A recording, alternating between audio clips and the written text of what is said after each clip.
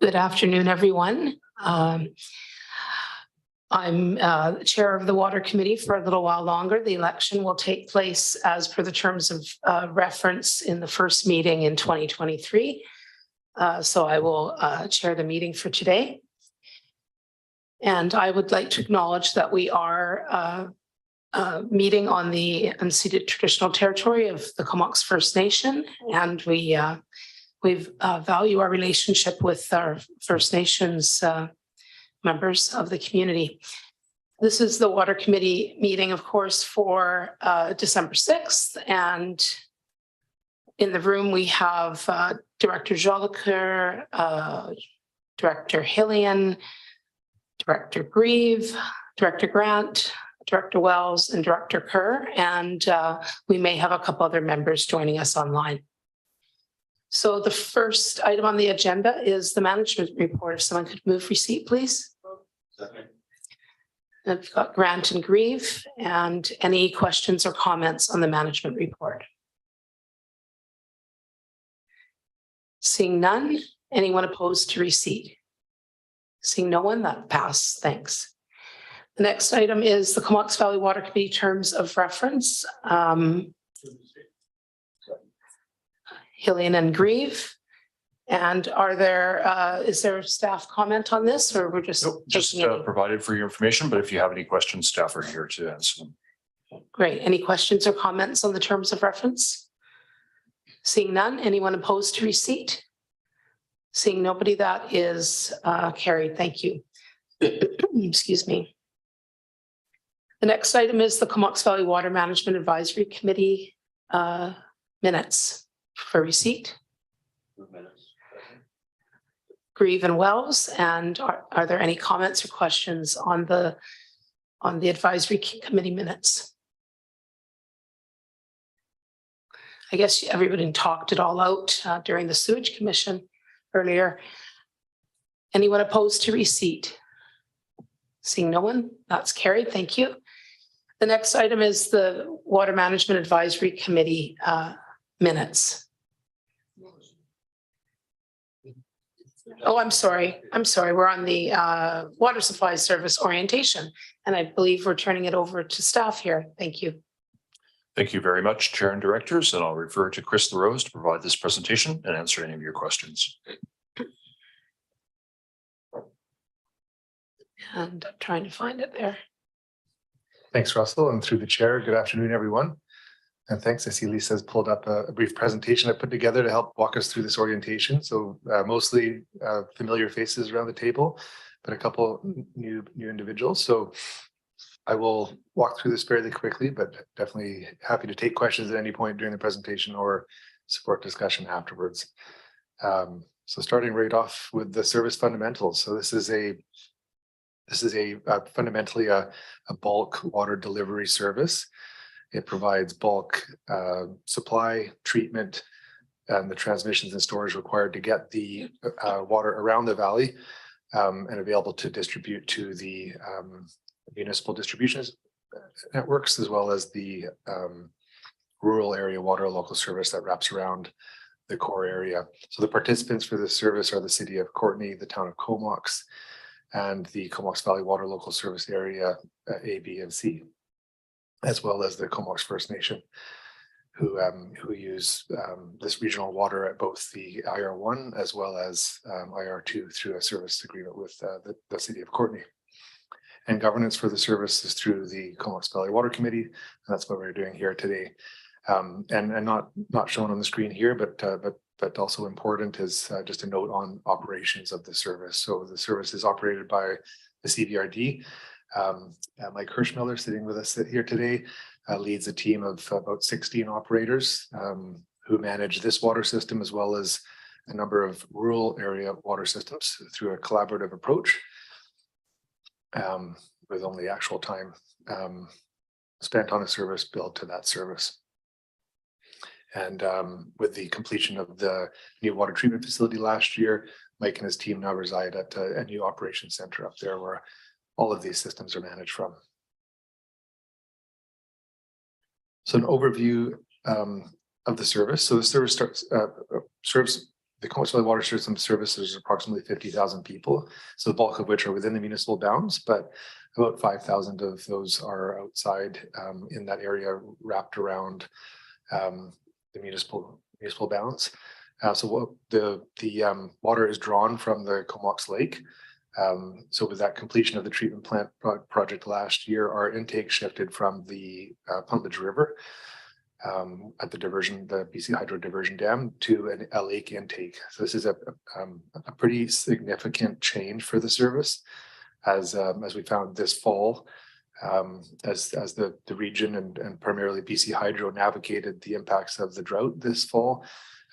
We were in a fairly good place, definitely concerned about the impacts of the drought on the lake and the ecosystems in the river, but not concerned fundamentally about our supply of water, because that intake is lower than the output from the lake, in contrast with prior to last September or last October, when we were still drawing off the river and very concerned about the prospect of an extreme drought slowing and drying up flow down the river. So as I described, this is just a map showing the service area. So the regional system is comprised of those transmission mains, reservoirs, in addition to the source infrastructure. And the municipalities have their own distribution systems, and then the CVRD manages the distribution system for the local service area, servicing those approximately 5,000 residents in the surrounding area. So just to highlight some of the current and upcoming projects.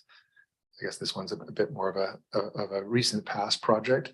As I touched on, the Comox Valley Water Treatment Project was completed in October of 2021.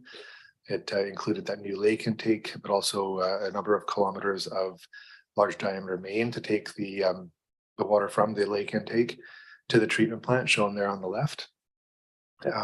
Treat that water, stage it in a very large clear well, which is a big concrete tank at the output of that facility, and then distribute it or send it down to the pre-existing distribution network down a 5-kilometer transmission main in parallel with the BC Hydro penstock, and then from which point it filters into the rest of the system. So the location of this water treatment plant up near the intersection of Bevan and Lake Trail roads was very intentionally chosen to allow us to push that water via gravity throughout the entire system. And so that allowed us to decommission 2 booster pump stations that were previously needed to boost the water up to some of the higher elevation parts of our system. The next piece I wanted to highlight is the Comox Lake Watershed Protection Plan. So this is a plan that was it started implementation in 2016 with the objective of pulling together all key stakeholders of users, landowners, jurisdictions, different levels of government that have overlap with our very large drinking watershed into a single group that we now refer to as the Watershed Advisory Group, that were first formed to help develop that plan, but now help to guide implementation. So the plan, given that it was implemented in 2016, this year we actually, approaching the 5 or 6 year mark, we undertook an update to the risk assessment that forms the backbone of that plan, largely to, given the amount of time that had passed, but also given that significant change arising from the shift in our intake to the lake. So that was something completed in 2022. We have ongoing data collection, so that's a major part of the watershed protection plan is increasing our understanding of how the watershed behaves and reacts to certain changing conditions, and in light of climate change and the projected changes that that are projected for our local area here, it's more important than ever that we have a really solid baseline of conditions in the watershed so that we can track them over time and anticipate changes that could have an impact on our ability to deliver the quality and quantity of water necessary for our community. So that continues to be a major focus. So that's a network of water quality monitoring stations, Shown on the right there is our first attempt at implementing a thermistor string network in the lake to measure the temperature at various depths to observe how the water turns over through at the different times of the year and what impact that has on water quality and operational costs. And then the last piece that I'll highlight there is the bottom photograph there of the east end of Comox Lake. Most of that shoreline is within a property that's recently been acquired by the Water Service towards watershed protection to avoid any potential impacts of development in that area. So that's another key focus of the WPP work is developing a management planning process for that property. The next one I wanted to highlight was asset management. So this has been a major focus for the service.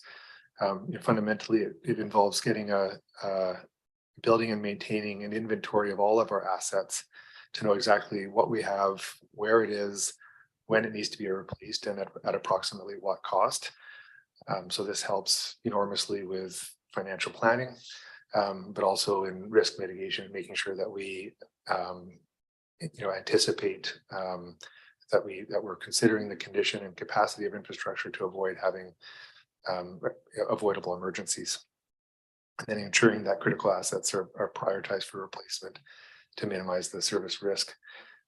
We've also are most of the way through implementation of a computerized maintenance management system for the service to ensure robust preventative maintenance is done on our infrastructure, tracking and analyzing the resulting data to optimize our operations and minimize cost increases for operation of the service.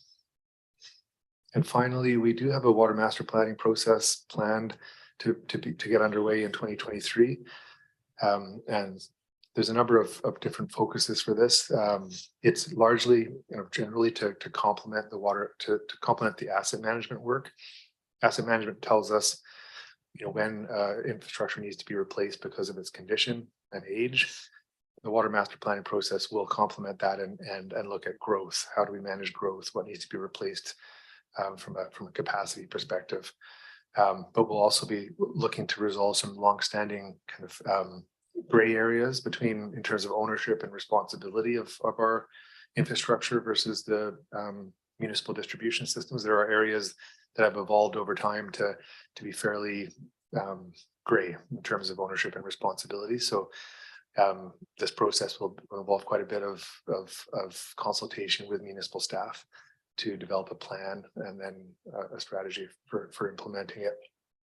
There will also be a big focus on water conservation and understanding the opportunities that are there for us. And finally, emergency preparedness. This is a renewed focus since the earthquake exercise in October that was run by the region. We used that exercise as an opportunity to drive some internal interest and motivation in advancing our state of emergency preparedness. So we participated in the exercise. There's some excellent lessons learned. We're now updating our emergency response plans, and we plan to undertake a kind of a similar kind of desktop exercise on an annual basis, with different focus areas. This year it was an earthquake. Next year it might be a wildfire or something like that. So briefly, a financial overview of the service. So on the operating side, for 2022, the projected expenditure is just under 7 million, 6.89. And on the capital side, we're looking at just under 11 million. So revenue to fund these operational capital costs come from the bulk water rate. So all costs go into calculating that rate, and all participants pay that. So it was held down at 81 cents per cubic meter over the last 2 years in response to the COVID pandemic, but it's now, as previously projected, going to step up to 96 cents per cubic meter in 23. The biggest expenditures for the service are operator salaries, reserve contributions to help put money aside for those future costs, and debt servicing for past projects, such as the recently completed water treatment plant. we have two sub functions to help us kind of track and categorize costs, one for the watershed protection plan and one for the treatment, a much nearer one implemented for the treatment plant. And as we dive into the financial planning process in early 23, we'll get some clarity on those. Just wanted to highlight that municipal staff are engaged through the Water Management Advisory Committee on all important financial and technical decisions, and that our partnership with the KFN continues to be critical for effective capital and operational service delivery. And finally, before I end, just taking note of some trends that are impacting our delivery of service. You know, top of the list certainly are the impacts of climate change that are already being felt locally and projected to increase. Every year appears to be, at this point, every year has got its unique challenges that we've, you know, the word unprecedented is used on an annual basis. Last year it was the heat dome. This year it was the unprecedented late peaking of lake levels, into mid-July, followed by the driest fall that we've ever had on record, and continued struggles by BC Hydro to this day, getting enough water down the river. So that's definitely something that we are tracking and trying to anticipate. Water conservation, per capita consumption, that will be a focus of our water master planning process to try and continue the gains that we've seen in terms of our per capita consumption for the service, and then addressing our aging infrastructure and population growth through asset management. And that's it for me. So happy to answer any questions about this.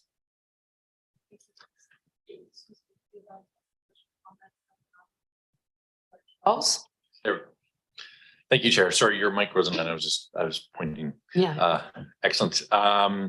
Yeah, the comment that you had made about the water flows being sort of, I believe Hydro said the lowest on record, and of course with the temperatures being so low that they don't expect a whole lot of glaciers to be melting at this point in time. So are there any contemplations for having water restrictions or?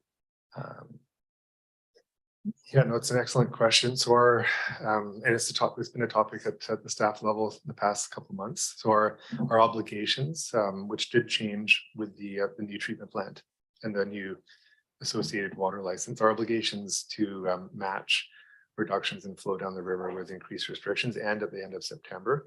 But that's just one reason that we would implement restrictions. There's also just to manage our own supply and demand. So we did follow in roughly lockstep with BC Hydro through to the end of October, but at that point, our restrictions are almost entirely focused on sprinklering. And although we didn't see the rains start, I mean, there was some rain, and it was also a lot cooler.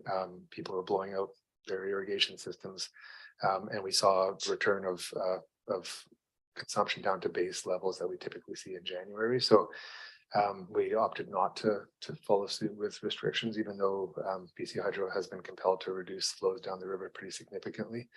And just because of that fact, our restrictions are geared at lawn sprinkling, and we don't see any of that happening right now. Excellent. Thanks so much for that. Great, thank you. And Director Kerr. So if we could go back to the slide with the watershed protection, there's a series of, I think, 4 or 5 pictures. Sorry, the clicker's not working, Lisa. Sorry. Can you go back to? It was working really well. This is just testing the system. Here, now it's working. Thanks, Lisa. Perfect. That one. Yeah. So the top right picture, is that logging right up to the water's edge? And if so, what is the protection plan doing to address this? So it's not right to the water's edge. So the bulk of the watershed does fall within the under the Private Managed Forest Lands Act.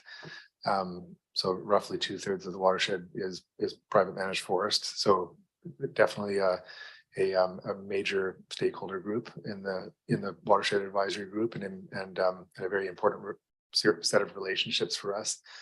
So the restrictions under the PMFLA do not allow for logging down to the edge of the lake, fortunately. So it's not something that we see.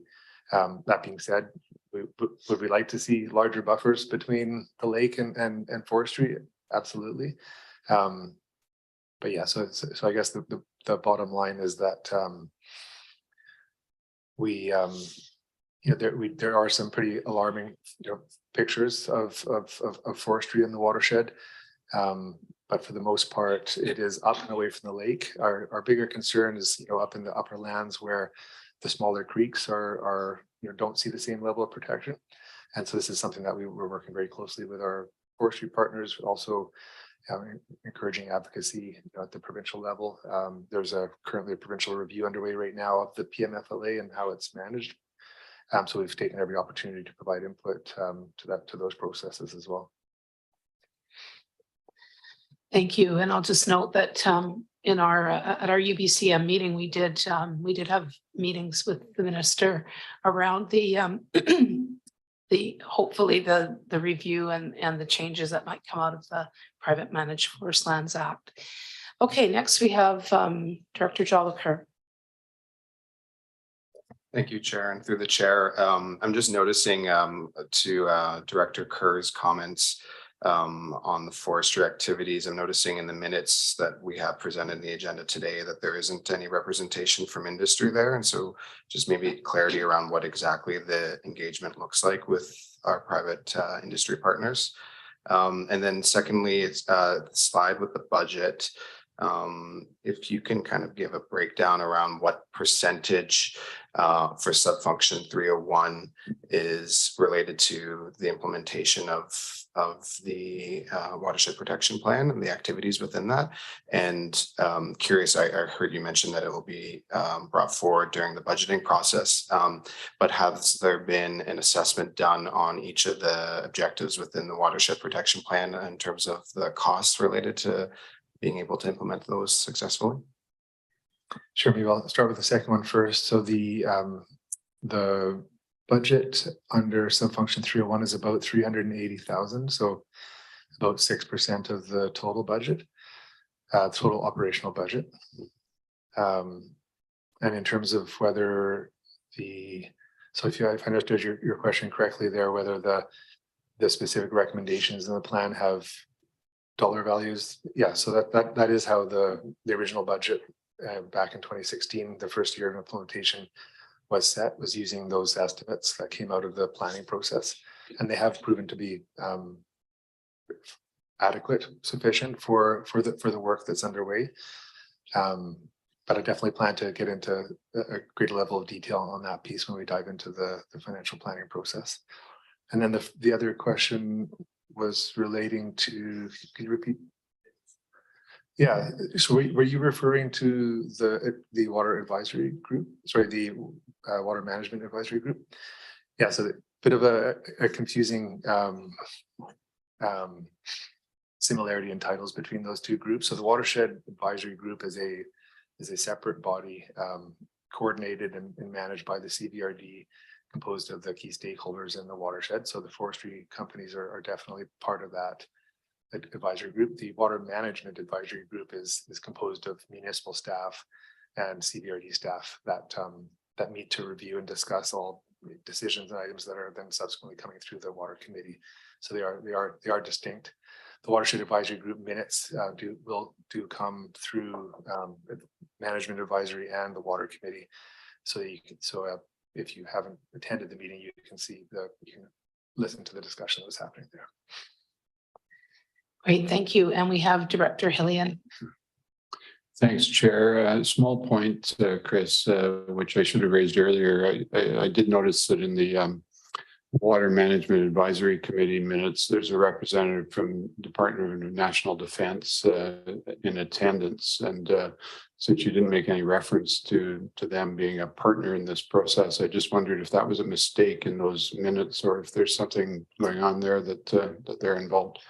That might be an error in the minutes. So they are invited occasionally participate in the sewer management advisory Yes. group because of their participation on that service, but they aren't a participant on the water side. Right, They're and it's their the own same service. member who was present in the sewage advisory, so it may be a mistake, and so I apologize for not raising it earlier. Okay, Thanks. yeah, we'll take a look at that. Yeah, as the two meetings happen one after the other, so that's why it's an easy mistake. Great, thank you. Seeing no other questions or comments, is there anyone opposed to receipt of the orientation report? Seeing none, that's carried, and we will move on to the water consumption report, please. We've got Hillian and Grieve, and any questions or comments about that report? And we have Director Wells, I think, was first.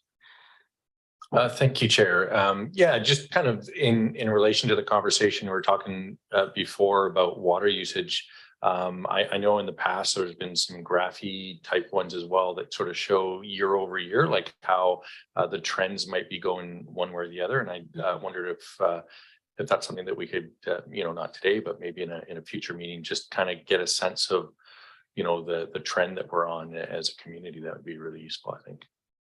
Absolutely. Yeah, I think we have an annual report that'll be coming through the committee in early to mid 23 once all of the values numbers are finalized for 22. So that'll be a good opportunity to highlight any trends there. Excellent. Yeah. And do you have any thoughts on trends right now, or would you rather wait for real numbers? No, Mike, do you want to speak to? Sorry, Mike. Thanks, Mike. Yeah, sorry, I don't have any. Oh, It moved it to my. no, I do. It's not working. I'm loud. Oh, there it is. Yeah, sorry, no, I don't have anything prepared. The trend we can. I've been looking for a way to spice up this very exciting Excel spreadsheet. So yeah, no, a trend can definitely make its way into the next report, and we'll look at look at the last few years of trending and see where we're at. But nothing jumps off. It's very, as we've said before, weather driven and depending on what level of restrictions we're on as well. So the trends, I mean, we can tell where our minimum flows are kind of up a little bit from what they used to be a couple of years ago, but we're growing as a valley. And I think proportionally everything seems to be in line. Excellent. Great, thank you. That's interesting because I had a similar question about having that comparison. So, and I did go looking for the last report, but I couldn't find it. So we might have to look at how we can search for those documents. It's always an ongoing challenge also with the city and when you're looking for minutes or reports. Okay, going on to Director Kerr, thanks. Thank you, Chair. Just a question about the summer months. Is the increase, like how much of that increase that we see in the summer months of consumption is related to like watering grass? Is it most of it, all of it? And has that discussion happened at this table, like how to mitigate that? Do we want to be watering grass in the valley given climate change and its impending effects? So just curious, a little bit of history on this.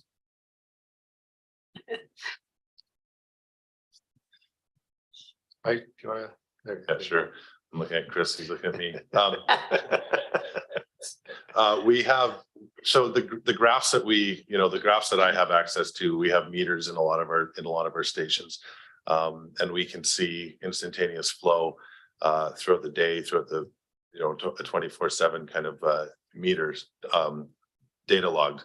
So we can see when that happens. I can't tell you exactly what that water is going for, but I can tell you that there's the significant increase is when the sprinkler times start, and it goes down quite significantly when they end. So we would think that the majority of that water, and it's a roughly 3-to-1 ratio from summer to winter, is based on lawn watering. We have days when we like Monday is not a sprinkler day, and you can definitely tell by looking at any type of graph, whether it's a bar graph or a table, you can tell the Monday is significantly lower water usage.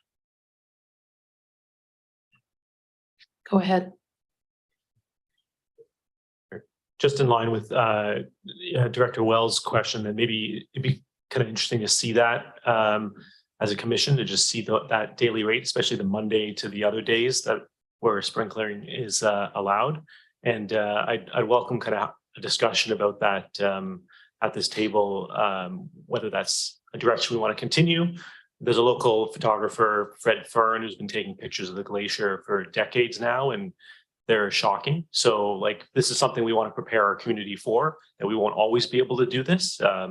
We see in California and other places, the luxury we have here locally with water won't likely always be there. So, you know, what can we do to be leaders in this area? That would be kind of something I'd love to discuss as a group.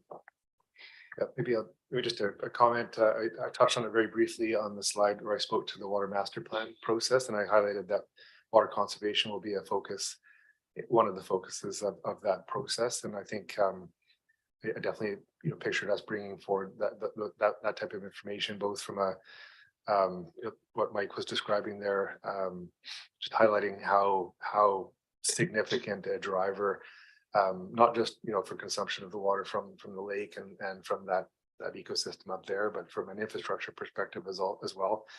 There's a lot of reasons to consider enhanced water conservation.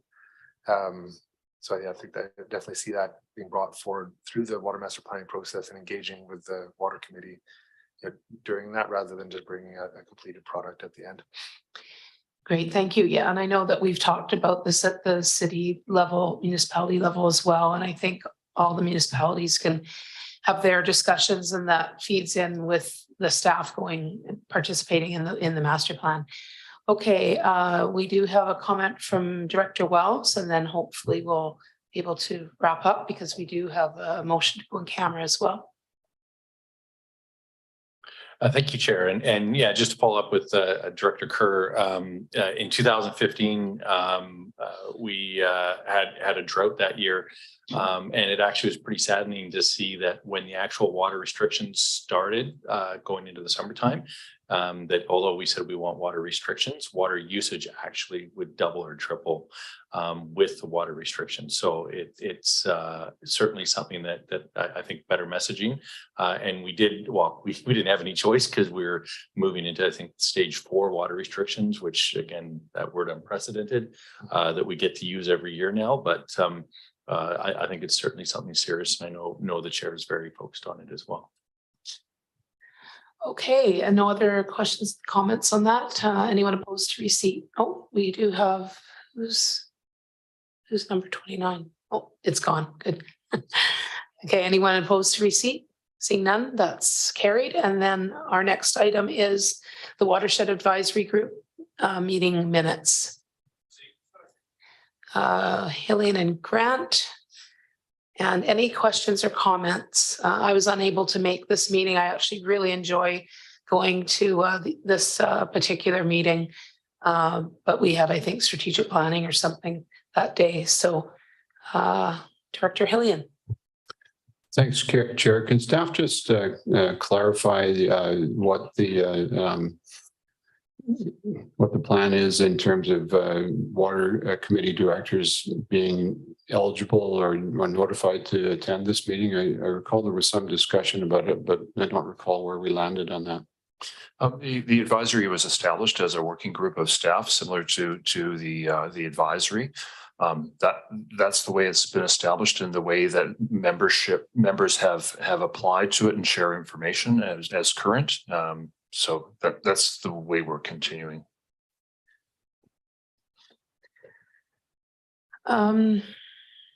Okay, I mean, I know I've been attending as chair, and they haven't banned me from attending, so I guess we could look at possibly rotating that, so there's someone who could sit in. I don't know. We could take a look at that. Any other comments or questions here? Okay, seeing none. Anyone opposed? Oh, did you?